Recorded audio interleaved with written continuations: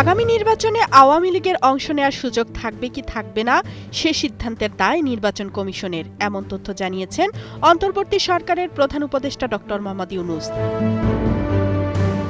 সম্প্রতি লন্ডন সফরে গিয়ে বিবিসিকে দেওয়া এক সাক্ষাৎকারে ড. ইউনূস দেশের রাজনীতির পাশাপাশি রোহিঙ্গা সমস্যা নিয়েও কথা বলেন। ইংরেজিতে সাক্ষাৎকারটি নিয়েছেন সাংবাদিক রাজিনী বৈদ্যনাথন। বিবিসির এক প্রশ্নের উত্তরে ড. ইউনূস জানান, আওয়ামী লীগকে নিষিদ্ধ করা হয়নি, তাদের কার্যক্রম সাময়িকভাবে নিষিদ্ধ করা হয়েছে। এই কার্যক্রমের মধ্যে নির্বাচনও পড়ে বলেন ড. ইউনূস।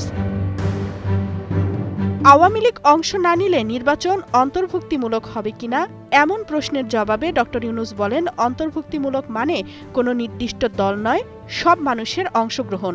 যতক্ষণ পর্যন্ত মানুষ ভোট দিতে পারছে ততক্ষণ এটা অন্তর্ভুক্তিমূলক। দেশের মানুষ আওয়ামী লীগকে ভোট দিতে পারবে কিনা সে সিদ্ধান্ত দেশবাসীকে নিতে হবে। যতক্ষণ পর্যন্ত তারা ভোটার, তাদের ভোট দেওয়ার স্বাধীনতা আছে।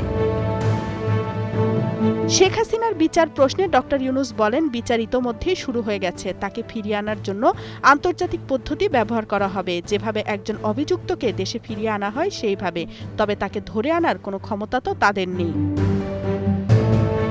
সাবেক প্রধানমন্ত্রী ভারতে থাকা তেমন কোনো সমস্যা নয়, তবে তিনি যে ভাষণ দেন সেটিকে সমস্যা মনে করেন ড. ইউনূস। অন্তর্বর্তী সরকার দায়িত্ব নেয়ার পর থেকে আওয়ামী লীগের শত শত সমর্থক ও সহানুভূতিশীলকে গ্রেপ্তার করা হয়েছে, এমন বক্তব্যে প্রফেসর ইউনূস জবাব দেন,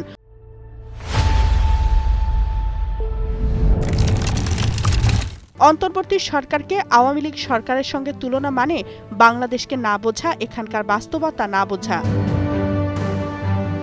রোহিঙ্গা প্রত্যাবাসনই একমাত্র সমাধান জানিয়ে প্রধান উপদেষ্টা বলেন, সবাই এখন শুধু খাবার ও অন্যান্য সহায়তা নিয়েই ব্যস্ত, কিন্তু এদের নিজ দেশে কিভাবে ফেরত পাঠানো যাবে সে বিষয়ে কেউ আলাপ করছে না।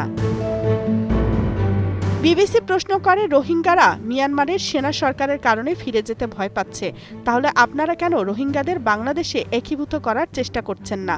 জবাবে প্রধান উপদেষ্টা বলেন, রোহিঙ্গারা সামরিক সরকারের কারণে মিয়ানমারে ফিরে যেতে ভয় পেলেও বাংলাদেশে একীভূত করার চেষ্টা সমাধান হবে না, কারণ ক্যাম্পের আশেপাশে থাকা মানুষ রোহিঙ্গাদের প্রতি বিরূপ। তারা দেখছে আন্তর্জাতিক সাহায্য কেবল রোহিঙ্গাদের জন্য আসছে। আশেপাশের বাংলাদেশের মানুষ দেখছে যে তারা যখন কষ্ট করছে রোহিঙ্গারা সহজেই বেঁচে আছে। প্রধান উপদেষ্টা স্পষ্ট বলেন, বাংলাদেশের নিজেদেরই অনেক সমস্যা আছে, নতুন আরেকটি জনগোষ্ঠীর বোঝা বইতে পারবে না। তামান্না তাহসিন খান, কালের কণ্ঠ।